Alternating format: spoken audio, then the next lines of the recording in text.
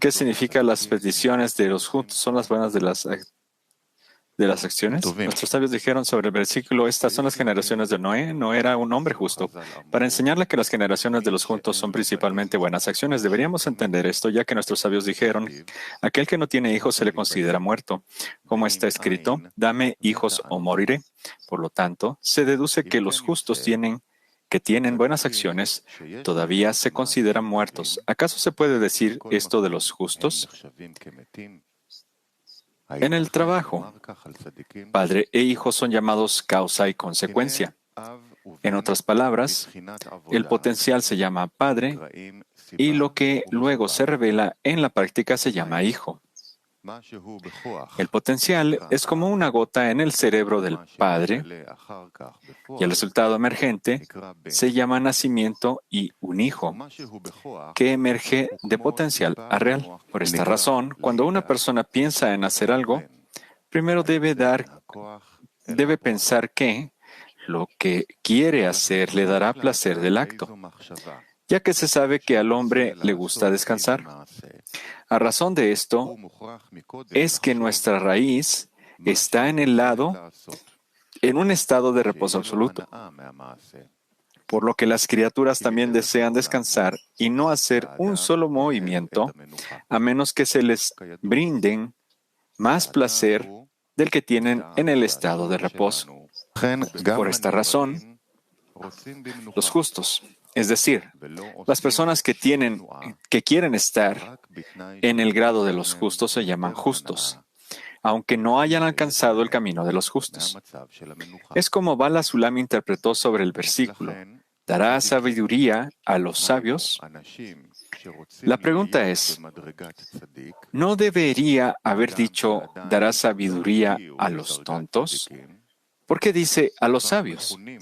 De hecho, el que busca la sabiduría ya se llama sabio, mientras que un tonto no quiere la sabiduría, no está escrito, y como está escrito para él, el tonto no desea la sabiduría. De esto se deduce que quien quiere ser justo arregla en su mente lo que debe hacer, es decir, lo que debe desear. Nuestros sabios dijeron buenas acciones, lo que significa que él piensa cómo puede llegar a un estado en el que pueda hacer buenas acciones. Es decir, cuando tenga buenas acciones en su mano, sabrá que es justo. Como dijeron nuestros sabios, Rabá dijo, un hombre debe saber en el corazón si es justo o malvado. Por esta razón, una persona arregla por sí misma en su mente, considerada como el potencial, lo que debe hacer para llegar a un estado donde todo lo que hace es una buena acción. Sin embargo, debemos saber qué es una buena acción para saber qué es lo justo. Debemos interpretar que las buenas acciones se interpretan en la Torah y en la plegaria, así como en la relación de mitzvot. Debemos interpretar que una buena acción es cuando una persona se siente bien durante el acto. Por ejemplo, cuando una persona quiere pararse y orar al Creador, la persona quiere sentir que está de pie ante el Rey, porque entonces todo su corazón y su mente se entregan ante el Rey. Debido a la grandeza e importancia del Rey, es imposible que se distraiga del Rey. Por lo tanto, hay dos condiciones aquí. Número 1. No hay espacio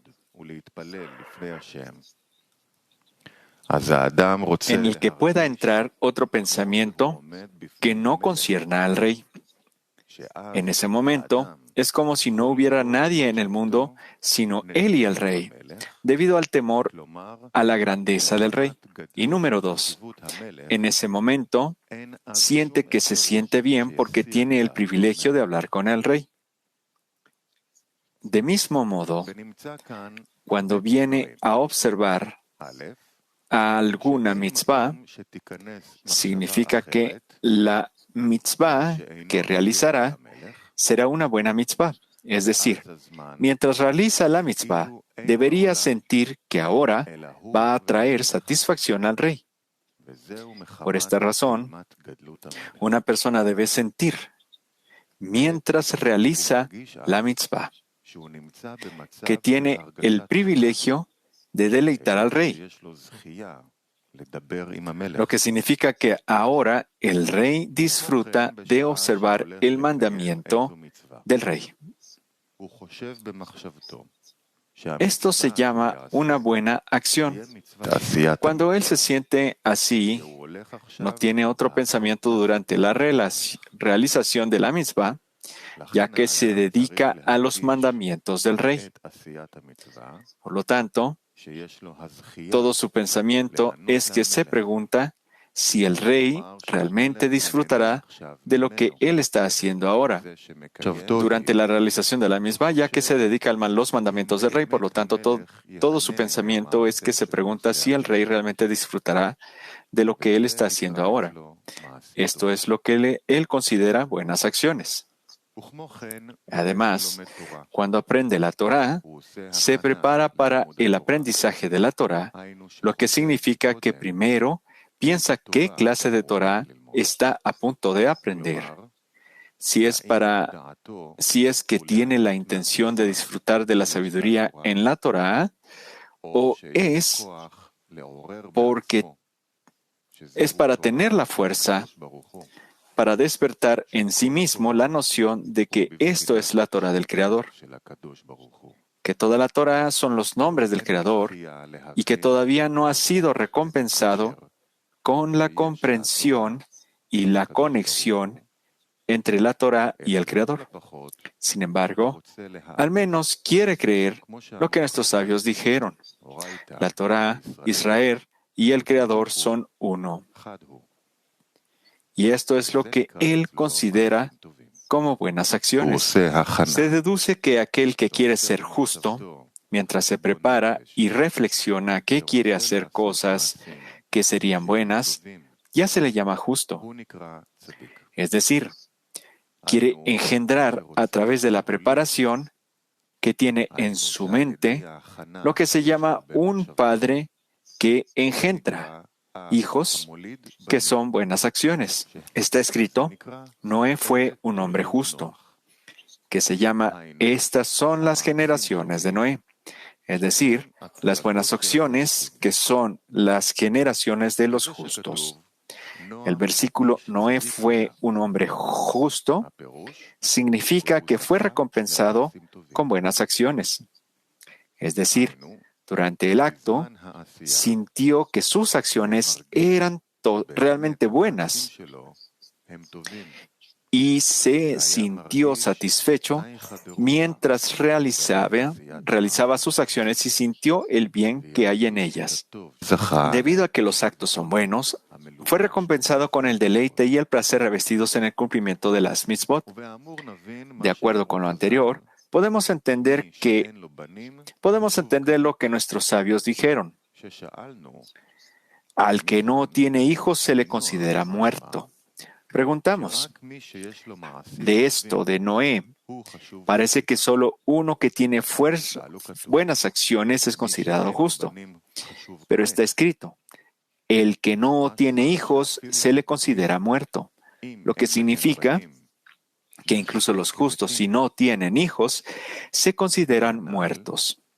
Según lo dicho anteriormente, allí donde los hijos se llaman buenas acciones, el significado de al que no tiene hijos se le considera muerto es que no tiene buenas acciones y se lo considera muerto, porque los justos en sus vidas se llaman muertos, ya que están separados de la vida de vidas.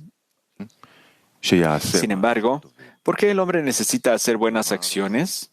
Es decir, ¿qué le hace querer ser justo? Además, ¿por qué uno debe dejar todas las necesidades a las que está acostumbrado por el bien del cuerpo? Estaba acostumbrado a disfrutar de la comida y la bebida y de la ropa hermosa, etc. y aunque escucha de los libros y de los autores que existe el asunto del alma, que una persona debe adquirir los instrumentos del alma, después de haberle sido dado a su cuerpo, la persona comienza a preguntar, ¿qué es un alma por la cual deba trabajar para obtenerla? En ese caso, en ese momento, el cuerpo pregunta, ¿qué ganaré si tengo un alma? Además pregunta, ¿qué es una rama como para merecer alcanzarla? A esto toca la respuesta, de que a una persona se le dice, no hay alma sin cuerpo. Es por eso que al hombre se le dio un cuerpo, que es como una máquina y con la máquina puede ir y venir a todos los lugares que quiera. Por lo tanto, debemos preservar la máquina y darle todo lo que necesita, como aceite, agua y combustible. Solo después de darle a la máquina todo lo que necesita, hará lo que debe y llevará a la persona a los lugares donde necesita ir. Donde la persona toma una máquina y le da todo lo que necesita y luego la deja y no la conduce. Del mismo modo, la persona debe pensar en el Creador. El cuerpo es como una máquina cuyo papel es llevar a las personas a donde la necesita. Cuando una persona comprende que es el cuerpo un instrumento para obtener un alma, entiende que es por eso que el hombre fue creado con un cuerpo. Esto es similar a lo que se presenta en el libro Fruta del Sabio. De este modo, comprenderás que antes de que un alma entre en el cuerpo, no es más que un pequeño punto. Aunque unido a la raíz como una rama a su árbol, este punto se llama la raíz del alma y su mundo. Si no hubiera entrado en este mundo, en un cuerpo, habría tenido solo su propio mundo, es decir, su propia parte de la raíz. Sin embargo,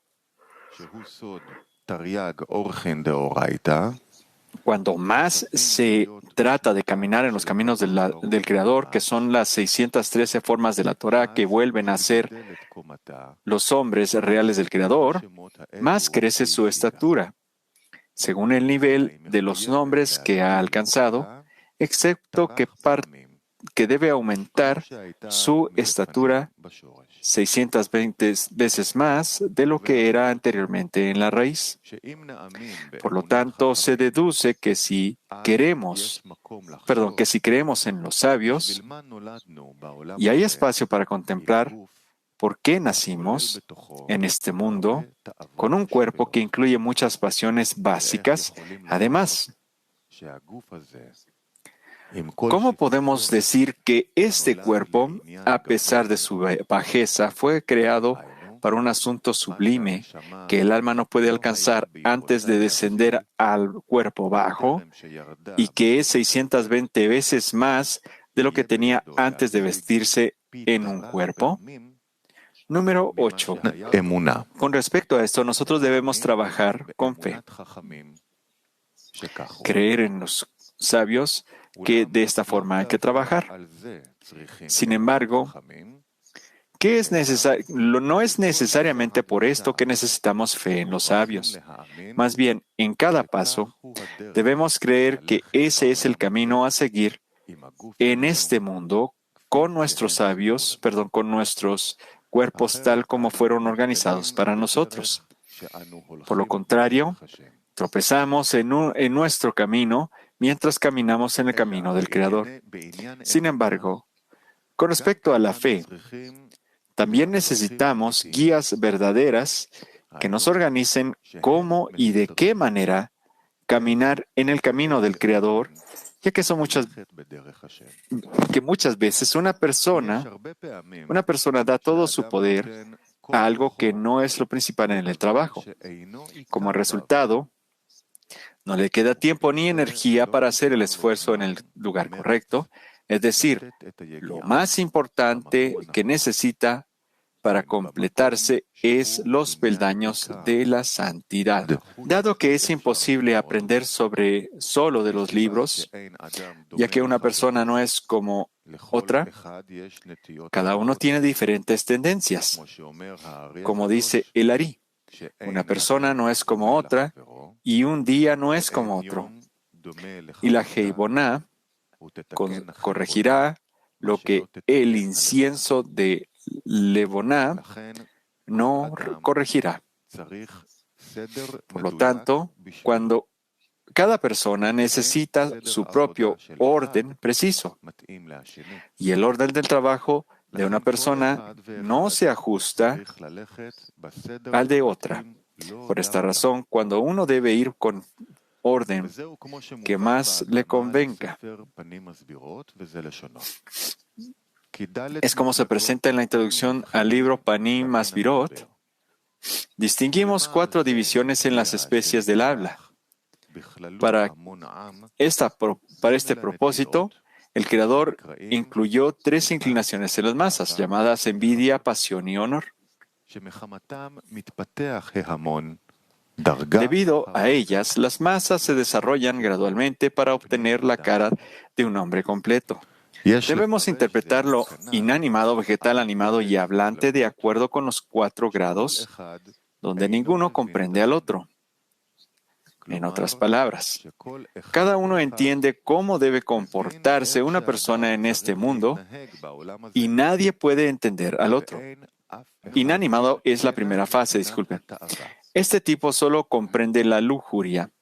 A veces vemos a los vecinos viviendo a un lado del otro y la esposa de uno de ellos que está en segundo grado, el vegetal, que pertenece al respeto y al control, se acerca a la esposa del marido inanimado y ve cómo el vecino se sienta con su familia al lado de la mesa y come con su familia y le dice a su familia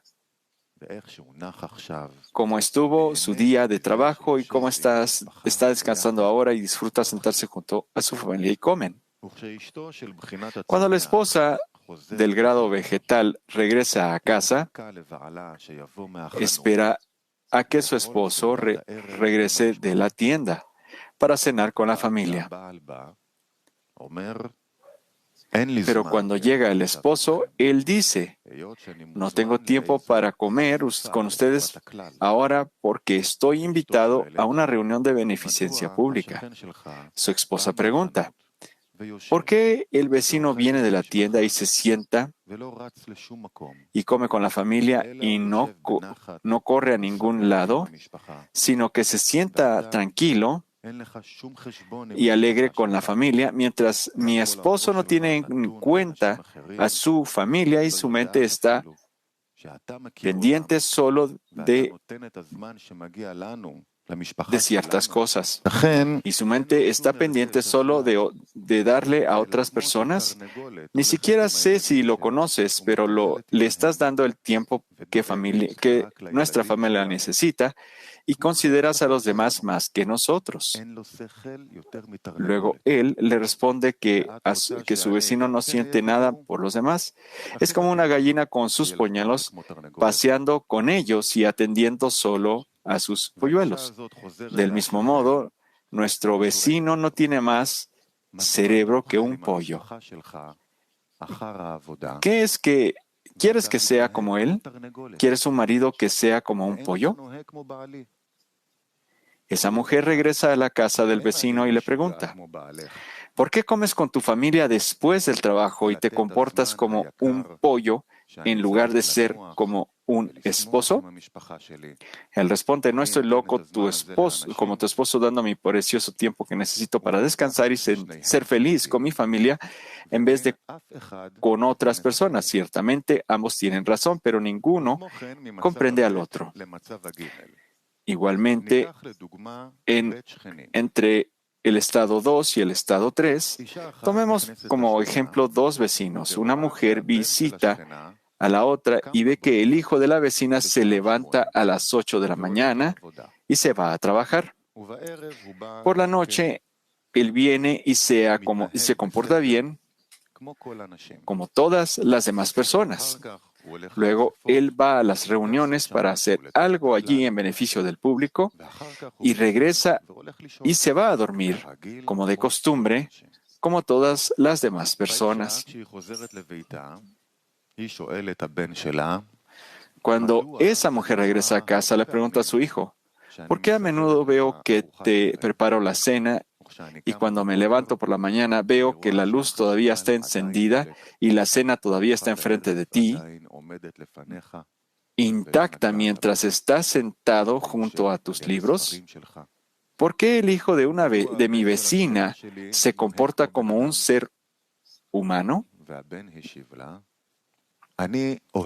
El otro responde, me encanta el conocimiento, así que creo que vale la pena renunciar a todo y adquirir conocimiento. Por el contrario, el hijo de la vecina no tiene ninguna conexión con el conocimiento. Es como una bestia, trabaja para las necesidades del público, lo que significa que es conveniente para las bestias como él, es decir, sin conocimiento, me veo como una bestia. Pero el hijo de la vecina, que pertenece a la ciudad de Bestia, ¿cómo puede entender que una persona sin conocimiento se le llama una bestia? Cuando esa mujer regresa a su casa, le pregunta a su hijo, ¿por qué a menudo veo que te preparo la cena y cuando me levanto por la mañana veo que la luz todavía está encendida y la cena todavía está frente de mí, intacta, mientras estás sentado junto a tus libros?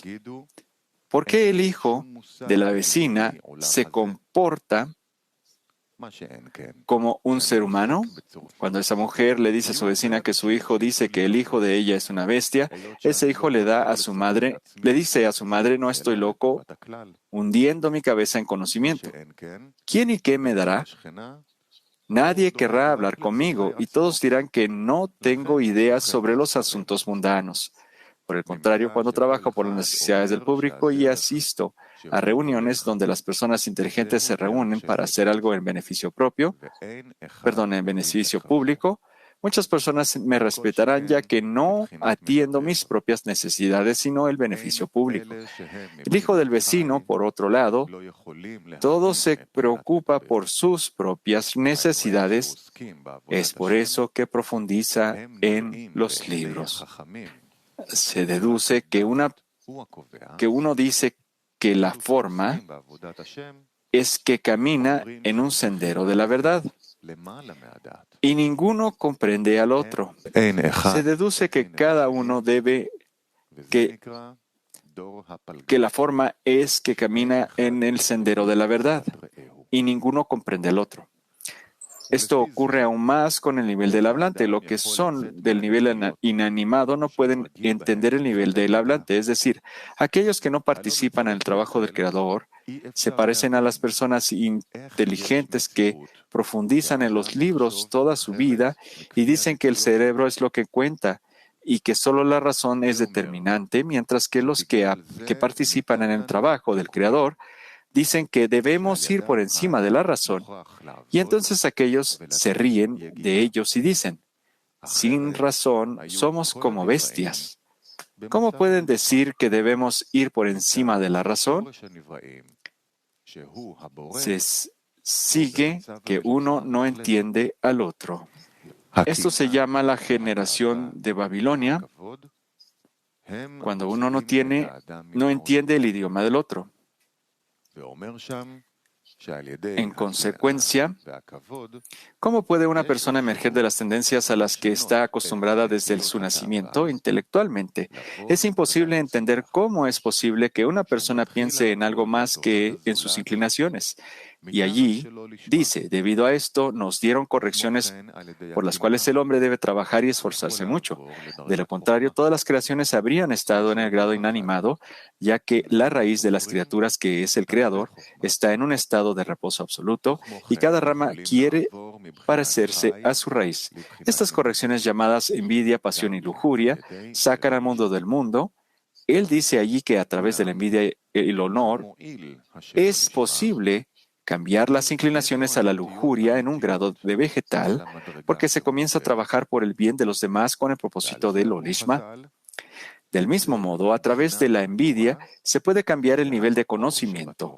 Como dijeron nuestros sabios, la envidia a los escritores aumenta la sabiduría, y del mismo modo, a través del olishma también pueden pasar del nivel animado al del hablante. Sin embargo, ¿cómo ayuda el modo Lolishma si uno no tiene una verdadera tendencia al grado en que ingresa? Nuestros sabios dijeron que sobre esto, con respecto a la Torah, la luz en ella lo reforma. Resulta que a través del Lolishma llegamos al Lishma. Es por eso que dijeron, uno siempre debe aprender Lolishma, ya que del Lolishma llegamos al Lishma. Sin embargo, debemos saber que estas cuatro divisiones, que son inanimado, vegetal, animado y hablante, se aplican a la persona misma. La persona misma cambia de estado a estado mientras escribe allí. Sin embargo, aquellos que permanecen sin ninguna segulá o remedio es porque carecen de un fuerte deseo. Por lo tanto, las tres tendencias mencionadas funcionan dentro de ellos en una mezcla. A veces son lujuriosos, a veces celosos y a veces ansían honores. Sin embargo, su deseo se rompe en pedazos y son como niños que anhelan todo lo que ven, pero no obtendrán nada. Por esta razón, su valor es como la paja y el salvado que se quedan después de la harina.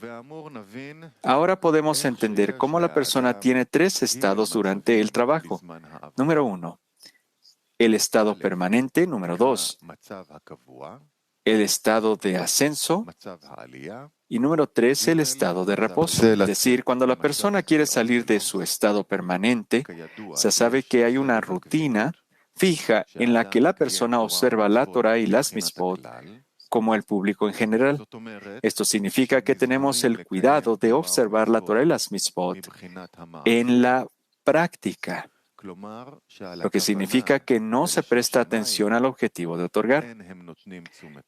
A esto se le llama Lolishma. En ese momento, generalmente se puede estar en este estado permanentemente, ya que uno ve que cada día progresa en la Torah y las mitzvot. Esto es así porque solo mira el acto para ver si está bien o no, y es más o menos meticuloso al observar. Por esta razón, cada día adquiere Torah y mitzvot. Y hay una regla. Cuando la persona tiene éxito, disfruta y puede continuar. Por esta razón, este estado se llama estado permanente. Por el contrario, el segundo estado es el tiempo de ascenso. Eso significa que una persona escuchó de autores y libros que existe el problema de los sabores de la Torah y las mitzvot que una persona debe alcanzar observando la Torah y las mitzvot, que debe trabajar en devekut con el Creador, en la adhesión con el Creador, que uno debe alcanzar la divinidad, lo cual es lo principal que se requiere de la Torah y las mitzvot. Los libros dicen que al final, cada persona será recompensada con este grado. Esta persona comienza a ascender los grados de santidad y comienza a sentir que ahora está en un mundo diferente, como si el estado en el que se encontraba en comparación con su estado actual era como la diferencia entre el día y la noche. Sin embargo, no está acostumbrado a caminar en este camino y cae en un descenso. Cuando sus ascensos y descensos aumentan, a veces se desespera y dice, este camino no es para mí, pero no puede regresar al estado permanente que tenía. En verdad, la persona debe aprender de los tres estados. Es como dijeron nuestros sabios, he aprendido mucho de mis maestros, más de mis amigos y mucho más de mis discípulos. Mis maestros son los estados de ascenso, mis discípulos son los estados de descenso y mis amigos son el estado permanente. En otras palabras, la persona debe usar el estado de descenso. Es decir, durante el ascenso, debe reflexionar sobre los pensamientos y deseos que tenía entonces. En otras palabras, el aprendizaje se realiza principalmente en el momento del ascenso, es decir, en el tiempo de Gatlut, de grandeza, que se llama mis maestros, porque solo durante un ascenso la persona tiene el cerebro para pensar. Luego, cuando comienza a aprender del estado de descenso, se considera que está aprendiendo de sus discípulos, lo cual está por debajo de la rutina a la que estaba acostumbrado regularmente. Cuando la persona aprende de este estado, aprende mucho, ya que ahora puede alabar y agradecer al Creador por llevarlo a la basura y los desperdicios donde estaba acostumbrado, como el resto de los animales, cuya comida es solo el desperdicio que las personas tiran a la basura, y que los animales, como los gatos, vienen y se alimentan de estos desechos. Ahora, durante el ascenso, puede alabar y agradecer al Creador por esto. Bala Sulam dijo que de acuerdo con los elogios y la gratitud que se le da al Creador, hasta ese punto él asciende. No importa lo que tenga. Lo que importa es cuánto le impresiona el acercamiento al Creador. En la medida de la gratitud que una persona da, en esa medida, asciende en grado. Además, debería aprender del estado de su amigo. Es decir, durante el ascenso, debe reflexionar y escudriñar sobre qué comprensión se edificó de su trabajo en ese momento.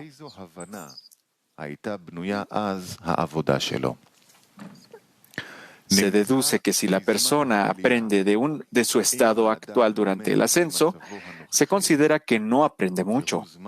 Pero cuando aprende del estado de su amigo, aprende más que del estado de ascenso.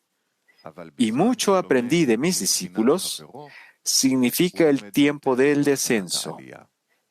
Esto se llama, y de mis discípulos aprendí mucho más que todo. Sin embargo, no debemos olvidar que todo el aprendizaje es especialmente durante el ascenso. Se deduce que si no se aprende de los estados mencionados anteriormente durante el ascenso, se considera que no aprendió mucho. Por esta razón, durante el descenso, la persona no debe decidir nada, solo rezar al Creador para que lo libere de la bajeza y creer que el Creador escucha la plegaria.